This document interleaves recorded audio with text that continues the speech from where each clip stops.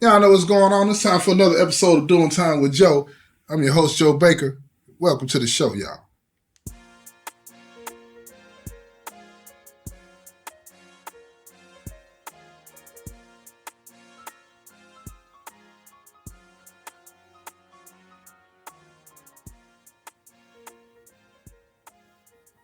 Check me out, y'all. Look here.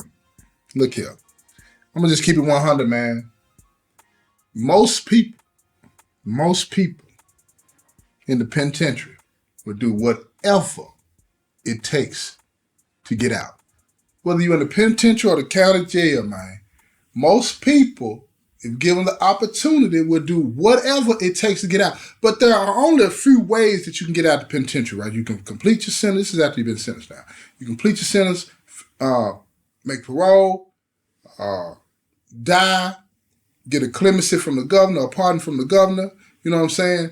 There's really no way to get out the penitentiary once you're in it other than to do what you got to do to finish your time. But there was just one guy that found another way. Now, I'm not talking about escaping and nothing like that, no, because they're going to do that. They're going to do it to you, y'all. Leave that alone, okay? Leave it alone. You can't do the time, don't do the crime, okay? But there is this one way that this guy found out, you know what I'm saying, that a lot of people do, but don't benefit from. You feel what I'm saying? Listen, this one dude did it and benefited from it. You feel what I mean? I'm telling you now, tell you what I know. Tell you what I know. You know what I'm saying? I'm going to leave the name out of it because it can get messy. Like the streets get messy, the stories get messy.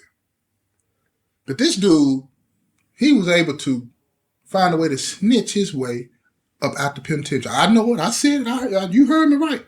He snitched his way up out the penitentiary. A lot of people don't believe it. A lot of people are always saying, you know, how people up in the penitentiary be telling stuff and doing all this and that and don't benefit from it. Well, let me tell you something. This guy that I know, he benefited from it and got out the penitentiary.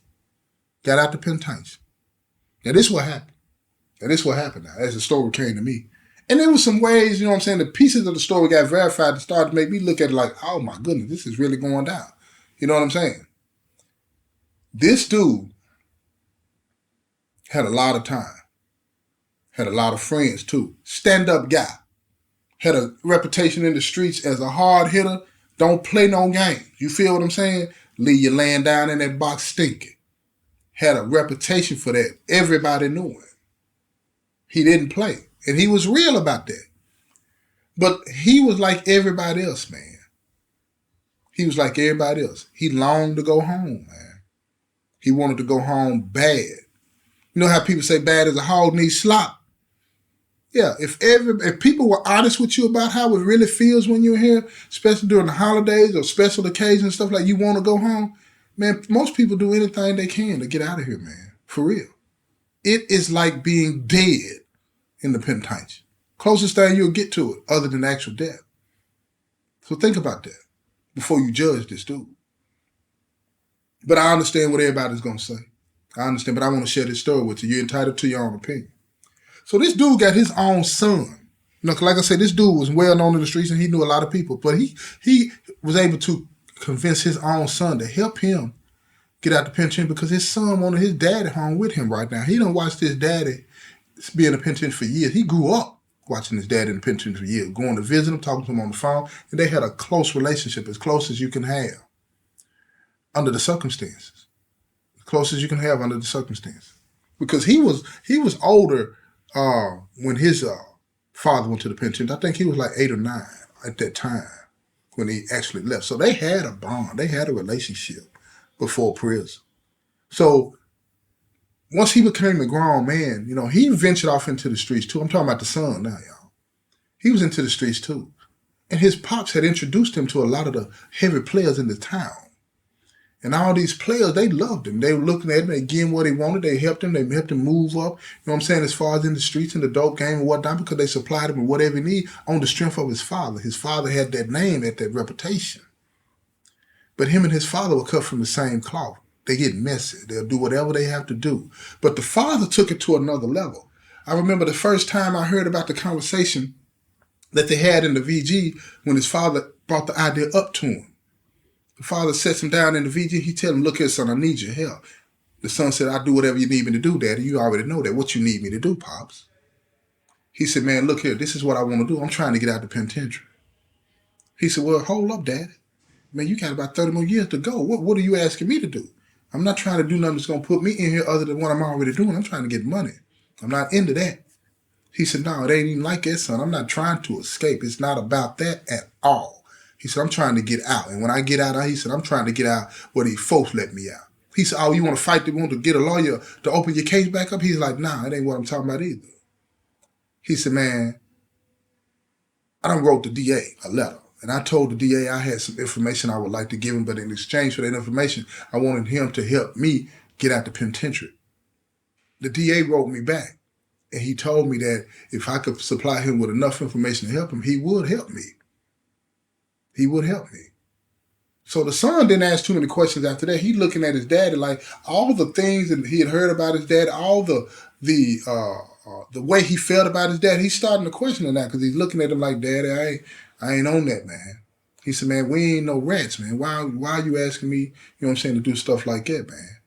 He said, man, let's just do what we got to do, man. Ride the sentence out, man. We can file for clemency. His son is coming up with all kind of options to, ideas to put in his dad's head because he don't want to do that. And he don't want to see his daddy go down the road because he know what the street's going to say. He know how it's going to be seen. Like his daddy told him, he said, but there ain't nobody going to ever know.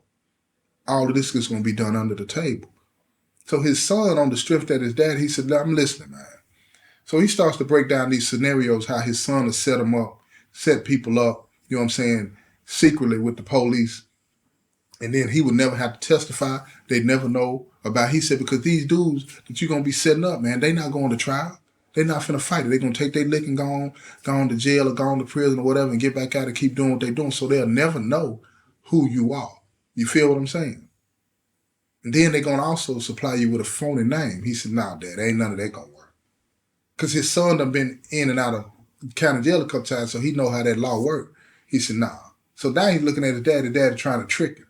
He said, Dad, if you want me to help, you're going to tell me to raw. Keep it 100. So his daddy told him, he said, look, man, if it come down to it, yeah, you'll have to testify. You feel what I'm saying? But it is what it is. We ain't finna take no shorts. He said, I got to get out of here. So his son tell him, look, Dad, I love you, Daddy, but I got to go. You know what I'm saying? He gets up and he leave the VG. His daddy's sitting at the table looking like, dang, what I done done? Because now he's wondering if his son is going to go back and start telling the dudes in the streets that he's cool with, that his dad is trying to turn him out to be a rat. So on the way home, his son is really going back and forth with, I want to help my daddy, but I can't do that. And man, what's the big deal? Ain't nobody going to know this and that. He's fighting with it. He's struggling with trying to get to that place in his mind where he can see himself being a rat to help his daddy.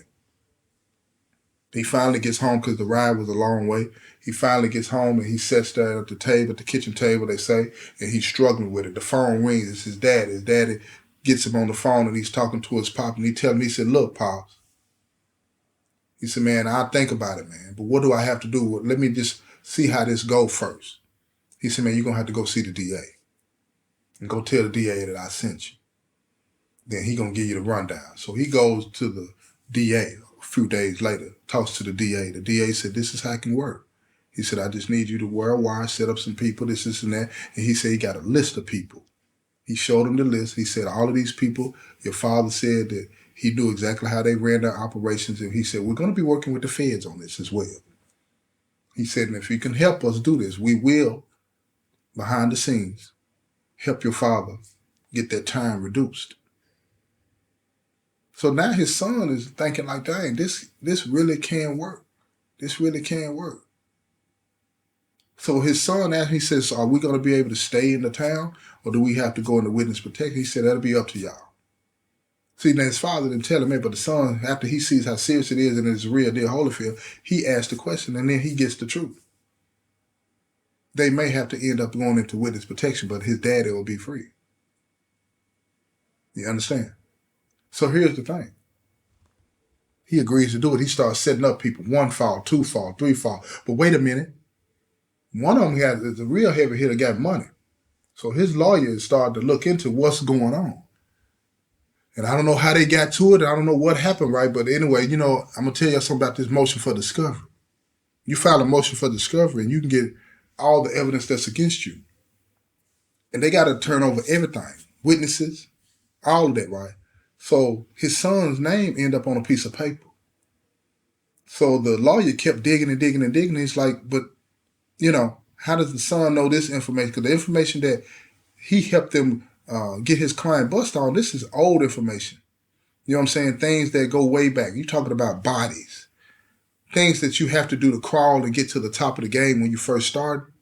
His son had no knowledge of that, but his daddy did. So they put it together. So now the dude that got popped, you know what I'm saying? He's relying. He said, wait a minute, I got to talk to my friend. So he writes dude a letter in the penitentiary. Man, look here, man. My lawyer's looking into this, and this stuff that these folks got me on, the only person that knows about this is you. He said, now your son on paperwork is being undercover. He said, but it's got to be you, man. It's got to be you that's provide this information. Is it you? So long story short, he gone and tell him. He's like, yeah, it's me, man. I'm trying to get out of penitentiary, man. It is what it is. But he said, man, we've been helping take care of you, doing all the things that you need us to do, and you going to do us like this? He was like, yeah, man, I'm trying to get out of penitentiary.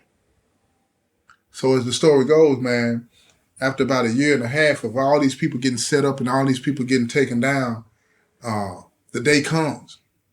But before the day comes, it's starting to, the word is spreading around the prison system that dude is a rat. He's setting up people on the town in the city that he's from. This is that. Some people leave and some people don't because he's playing his role as if, look here, man, it ain't none of this true. I'm not doing any of this stuff. Ain't none of this true. He's playing his role. But come to find out, it is true. They get the paperwork to show his son's name on it, and now people are putting the story together, so it is true. But don't forget what I told you earlier on in this story, man. Dude is a heavy hitter. He don't play. He ain't going for nobody. And he didn't. He didn't back down from nobody. So as the story goes, man, he kept doing what he was doing until the day came. And man, look here. When I say it came, it came. I told you early on, right, that he had, when he was talking to his son has told him he had about 30 years left to do on his sentence. Well, it was only a couple of years of setting people up. So that dropped it down to 28, 20 something. All of a sudden, he ends up with a 12-year sentence, man, and they send him to the annex. Now, he's at the annex. You don't go to the annex unless you on the low end of your sentence, man. How did that happen? What's going on? Now he's at the annex, but at the annex is with people that don't, ain't nobody at the annex trying to start no trouble because everybody at the annex is on their way home. They stayed away from him. They knew what he was on, but they kept their distance because they didn't want to be associated with it. But at the same time, he had no reason to feel threatened. Plus, he still wasn't a coward. He still had his reputation. So he's at the annex coasting out. Next thing you know, he's home. Now, the whole city know or had heard what he done, him and his son. Ain't nobody do nothing. Ain't nobody do nothing. They scared to even talk about it. But he's home. Believe me, he's home. And he's thriving. He's working, contributing, all this and all that. And he don't care about that street name. He don't care about that reputation. All he cares about that he's home with his son. Now, he's had a couple of skirmishes and he took care of his business, you know what I'm saying, without gun. He let it be known, if you come for me, you come to kill. If you ain't going to come to kill, don't come playing. You feel me? Because he going to defend himself. He going to defend himself. Why did I tell you this story? I wanted to tell you this story because the streets get messy. And people don't realize how messy they can get. But they get messy. They get real messy. And you think you know the rules of the streets. The truth of the matter is ain't no rules, man. Ain't no rules. It's every man for himself. And that's how it goes. We have these ideals of this and ideals of that. It's a bunch of mess. I've talked to plenty of guys in here that have had more time than I have, done more time than I have, and they don't give a dang about the rules of the game anymore. When you got people in here that I see a lot of guys in here, man, that are falling apart. Mentally, physically, spiritually, they're a mess.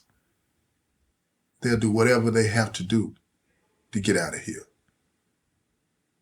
So, in short, what I'm saying to you is this. Don't come. It's the best thing. Don't come here. Leave that lifestyle alone. Don't put yourself in a position to where it would turn you into somebody worse than the person that you would be to commit the crimes. You understand? Worse, because you can get worse. You can get worse. This has been another episode of Doing Time with Joe. I'm your host, Joe Baker, and I say peace, y'all.